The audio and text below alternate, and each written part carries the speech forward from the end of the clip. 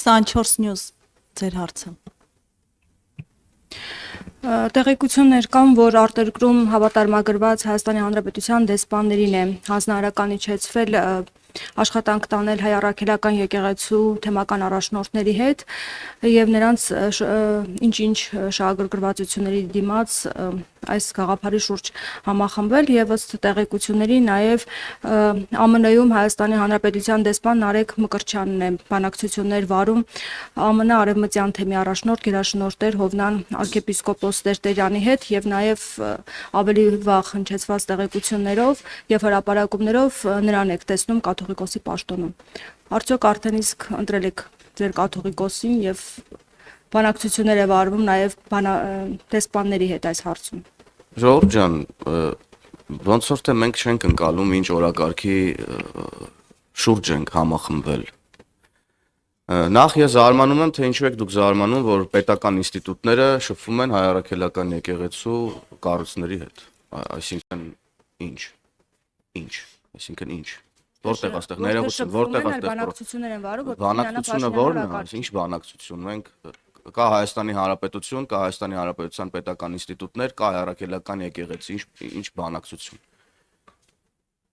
Հայ առաքելական եկեղեցին զավթված է Կտրիչ Ներսիսյանի եւ նրա խմբակի կողմից, որոնք խախտել են կուսակրոնության ուխտը,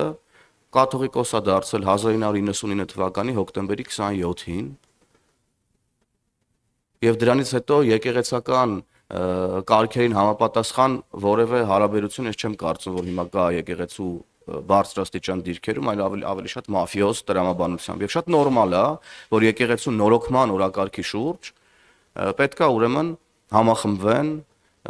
իրապես եկեղեցու կողքին եւ հայ առաքելական եկեղեցու իրական հետևորդները, եկեղեցու կողքին կանգնած եւ հայ առաքելական եկեղեցու իրական հետևորդները։ Առաջին հերթին բնականաբար հոգեվորականները, առաջին հերթին բնականաբար եպիսկոպոսները, առաջին հերթին բնականաբար թեմերի առաջնորդները աշխարհի ամենատարբեր ծայրերից։ Սա եկեղեցու նորոգման օրակարգ է եւ պետք չի զարմանալ, որ պետական ինստիտուտները շփվում են հայ առաքելական եկեղեցու հետ։ Հայաստանի պետական ինստիտուտները, սա չափազանց կարևոր շեշտադրում է։ Հայաստանի պետական, դուք եք զարմանում, որ Հայաստանի պետական ինստիտուտները շփվում են հայ առաքելական եկեղեցու կառույցների հետ։ Բա որ երկրի պետական ինստիտուտները պետք է շփվեին։ Շատ նորմալ է ամեն ինչ։ Մենք առաջ ենք շարժվում եկեղեցու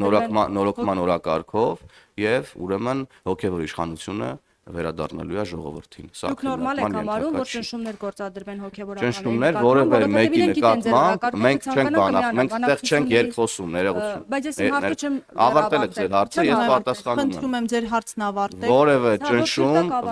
ճնշում հոգեվորականների նկատմամբ չկա եւ չի կարող լինել։ Իսկ արդեն ունեք կաթողիկոսի ձեր ես պատասխանեմ, հետո կարձագանքեք։ Իսկ օրինակ դուք համարում եք, երբ որ էլի նույնպես բարձրաստիճան հոգեվորականներ իրենց տեսակետը արտահայտում են առանց որևէ վիրավորանքի եւ այլն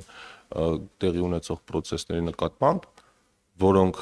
ի տարբերություն այն մյուս խմբի, օրինակ իշխանությանը չեն թիրախավորում, այդ մարդկանց երբ որ թիրախավորում են, այդ թվում նաեւ ձեր գործընկերները ամենավերջին բառերով, դա ճնշում համարում եք հոգեվարականների նկատմամբ եւ եկեղեցու դեմ արշավ դա համարում եք, թե չէ։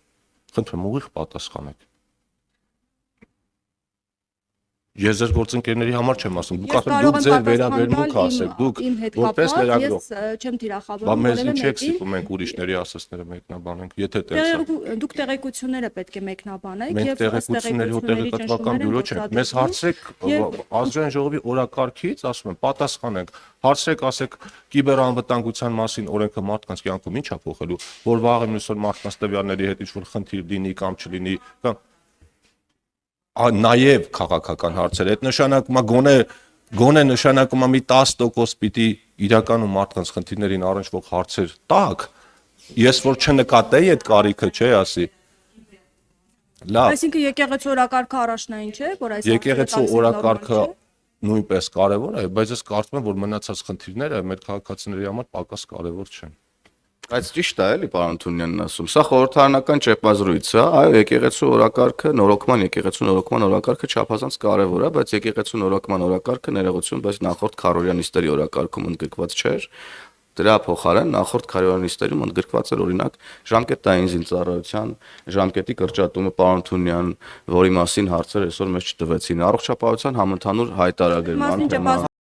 Չմոռանաք հավանել տեսանյութը եւ բաժանորդագրվել Civic AM-ի YouTube-յան էջին։